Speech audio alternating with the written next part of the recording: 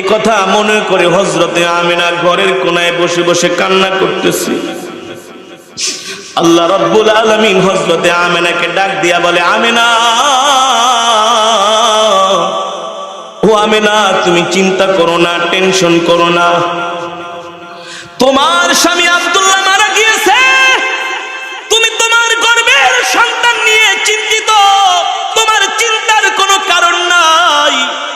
তোমার স্বামী আব্দুল্লাহ মারা গেছে, তুমি তো জানো না তোমার গর্ভে যেই সন্তান আছে এই সন্তান তো শুধু কেবল তোমার সন্তান, তুমি জানো না এই সন্তান হচ্ছে আমার বন্ধু মুহাম্মদ। আল্লাহু আকবার, জোরে বলেন আল্লাহু আকবার। আল্লাহ তাআলা পয়গম্বর এখনো দুনিয়ার জমিনে আসে নাই, নবীজির নাম শিখাই দিলেন, আমিনা তুমি তার নাম রাখবা মুহাম্মদ। আল্লাহু আকবার। কি নাম রাখবা? আরো জোরে বলেন। তুমি তার নাম রাখবা মুহাম্মদ। এখনো আল্লাহর নবী দুনিয়ার জমিনে আগমন করে নাই। হযরত আদম আলাইহিস সালাম হযরত আমিনাকে সালাম দেয়, আমিনা তুমি জানো তোমার পেটে কে আছে? তোমার পেটে দো জাহানের বাদশা। আল্লাহু আকবার। অসংখ্য পয়গম্বররা হযরত আমিনাকে সালাম জানায়, তোমাকে অভিবাদন, তোমার গর্ভে রাহমাতুল লিল আলামিন।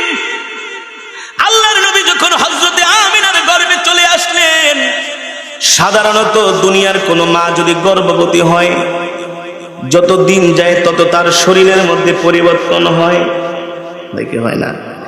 আকার আকৃতির মধ্যে পরিবর্তন হয়, হয় কি হয় না?